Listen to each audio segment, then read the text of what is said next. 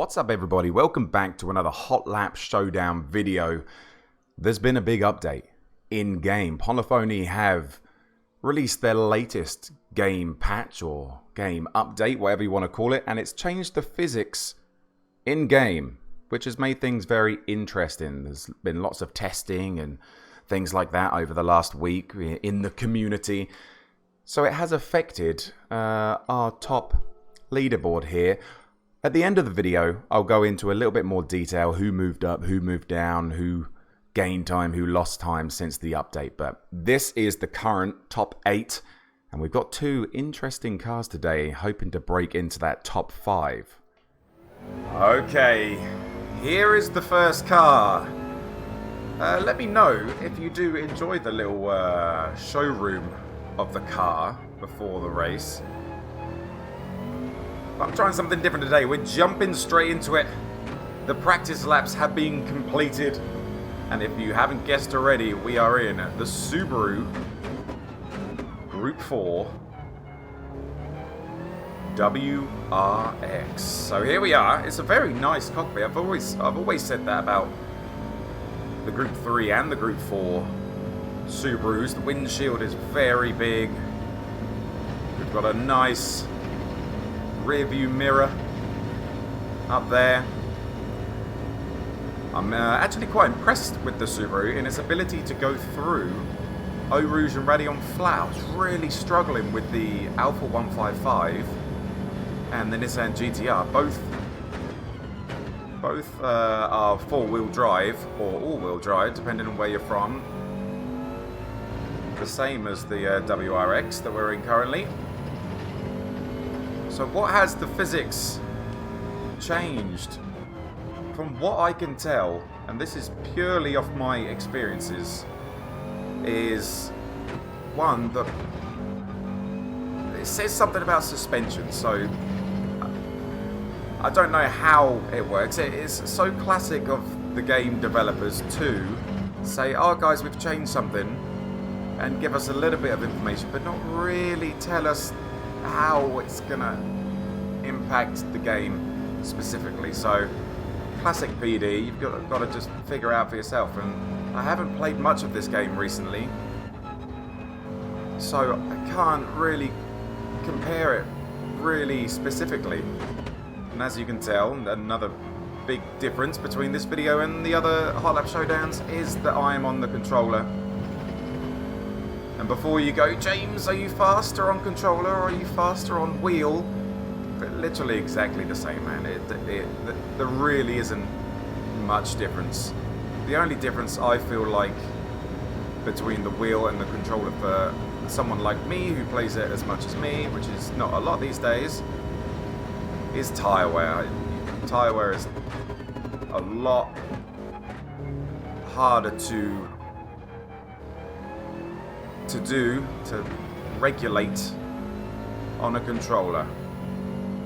So back to this car then. How do we think this is going to do? Obviously I've done the practice laps, so I've seen the practice times, and if you are very eagle-eyed, you'll be able to see the time on the dashboard. I'm trying not to look at it so it doesn't spoil it for you. Even glancing down at it will make the visuals focus on it, so I'm not even looking at it. I'm keeping it blurred down there. God, saying that is really making me want to look. This car doesn't have the masses of understeer that I was struggling with in the GTR and the Alfa Romeo. I do just wonder though if it's because this car is underpowered in comparison. So I think even though it feels better and it definitely corners better than the Alpha and the GTR, which are quite high up the board, you know, Alpha's in P1, GTR's possibly P4 on the leaderboard right now,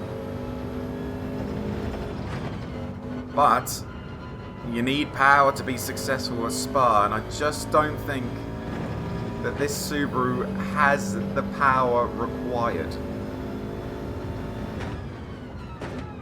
third. Just trying to keep it linked up here. Too much off there, making out with the bollards. How early can you get on the power without running wide there? Slightly missed a gear. Down to third, same thing here. Power without running wide onto that disgusting green stuff. Oh, yes. That was nice and brave. Got her out of the corner nicely. I will say, I just did all 8 cars that have previously done this challenge, and the Subaru and maybe one other were the only ones that could go around that corner and stay on the track flat, and the right-hander that we just went through. Who needs a gearbox, eh? Okay, to the line. I feel like that was faster than our previous lap. Dude, it was so close. And what's really funny is, in my practice laps, I did 2 practice laps. Practice lap 1 and practice lap 2 were separated by 1/100th of a second. And look at this. Look at this. So, it's a 2:25.030. And my time, and my first lap was a 2:25.095. 6/100ths of a second in between. That's freaking hilarious. Okay, where does it put us on the board? It's 5th. A top 5. Sneaking in just ahead of the Toyota 86. Still 3.3 seconds off of the Alfa Romeo. But it's a little bit closer to the GTR than I thought. The GTR really suffered with this most recent physics update. Only 7/10ths of the GTR, the Subaru, in 5th place. Time for the second car. This is going to be a mind trip. And here we are. I can already hear Mac celebrating from wherever he is in the world. Yes, the Citroen! We are in the worst visibility you are ever going to see in this game. It is just absolutely awful. Absolutely awful. We go from the Subaru, which is beautiful. Most of the screen is just open and we can see everything. And now we come to this that makes me feel like I am flying an X-Wing in Star Wars. Look at that. Look at that wheel there. But all of these gimmicks, all of these fancy lights, does it make the Citroen fast? Does it make the Citroen fast? I will say that the visibility is the worst thing about this car. Everything else kind of feels okay. It feels big. Obviously, it is the size of a spacecraft. Oh my goodness, I've not done that before. I was picturing a spacecraft in my head. I got distracted. Might have some dirty tyres there, unfortunately. Be patient around here. Now, the gearing is quite confusing. It's just different from the other cars. So,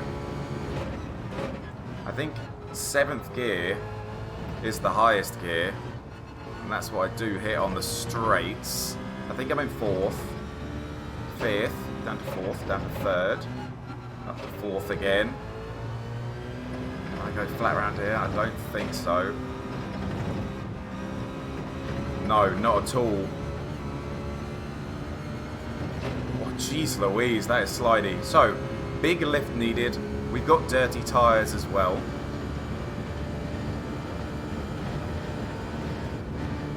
So another big lift needed there to get around that corner. I do like the steering wheel. It flashes red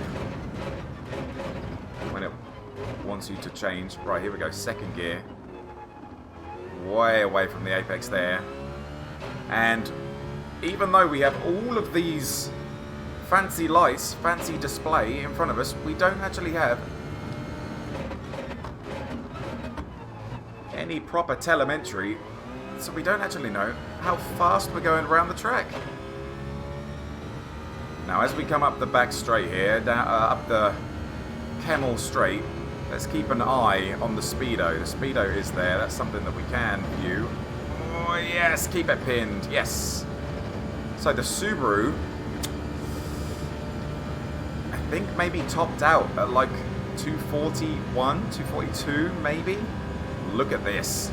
Is it going to hit 250? Yes, I wanted to see 250 before I brake. And we did.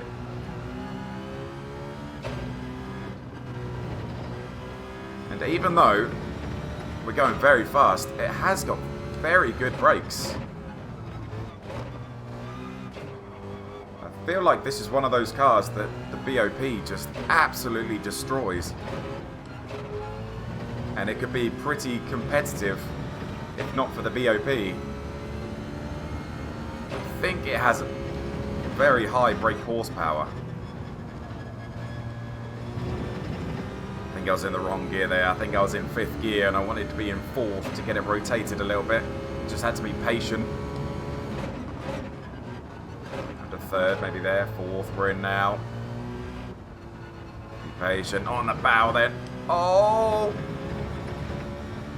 Had to correct myself mid-corner because I just got a little bit wobbly. I think we're okay though. There you go, a little lift off just before the apex. Right, couple of corners left to go. We do need to lift slightly through Blanchimont coming up. There we go, nice. Come on then, hit it.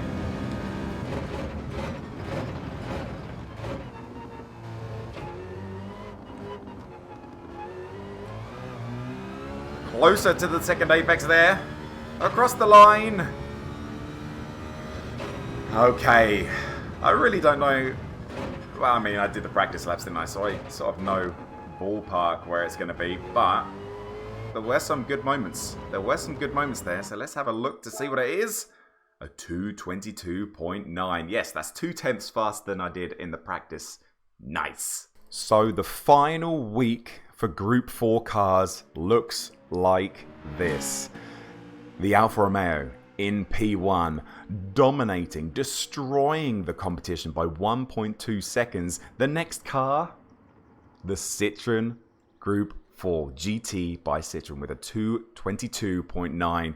Only 0.2 behind is the McLaren 650S, which is boosted by the most recent physics update. So that's nice to see. Nissan Silvia in 4th. Nissan GTR in 5th. Subaru WRX that we did today in 6th place. Toyota 86 in 7th. Ford Mustang 8th. Toyota Supra in 9th. And the Alfa Romeo languishing all the way down in 10th place. 2 seconds behind 9th. That's why we have balance of performance. Next week, we will be moving to Group 3 cars, so a little bit faster. But will there be any slower Group 3 cars that will be beaten by Group 4 cars? Who knows? It's a BMW masterpiece next week, so make sure you are there for that one. Make sure you hit the like button, subscribe button, join button if you want to become a channel member, and that bell icon as well to be notified whenever a piece of content goes live. I'm going to end it here, but I'm going to continue on and do a little bit of stats for those who are interested before and after the update. So, thank you for watching, liking, subscribing, all that good stuff. We'll see you in the next one. Bye-bye, all that good stuff. But here is the changes in what was before the physics update to what is now. So, as you can see on the leaderboard there, Alfa Romeo 221.7. Before, it was Alfa Romeo in P1 with a 220.293. So that is 1.5 seconds slower than before the update. In P2, we have the Citroen, no change there. In P3, we have the McLaren, and the McLaren has a 223.1, and it previously had a 223.5, so 0.4 faster for the McLaren, and moves it up from 4th to 3rd. which is really interesting. In fourth position, we have the Nissan Silvia there with a 224.1, a second slower than the McLaren in front. And before, the Nissan Silvia was a 223.4, so lost about 0.7 of a second there post-update. In fifth, the Nissan GTR Group 4, 224.3. That is a second slower than what it was before the update. It drops from second to fifth. Subaru WRX, that's a new entry for today, so no change there. Next up, Toyota 86, 225.175. And before, it was a 223.9, so 1.2 seconds slower. Ford Mustang in 8th, a 225.1, and before it was a 224.8, so a little bit slower, unfortunately. And that is the same with the two new cars being ahead. It's not moved anywhere. The Supra actually increased in time. The Supra actually went faster. It's in 9th place, a 225.4, and before it was a 226.2. So actually, it was 0.8 faster. But no change on the leaderboard. Still, the power was the issue. And in last place, the Alfa Romeo 4C, 227.3, and before it was a 227.2. Literally 1/10 difference. But that's it. We're moving on to Group 3s next time. Hope you enjoyed this one. Be a good person, wash your hands, all that good stuff. And we'll see you in the next one. Bye-bye.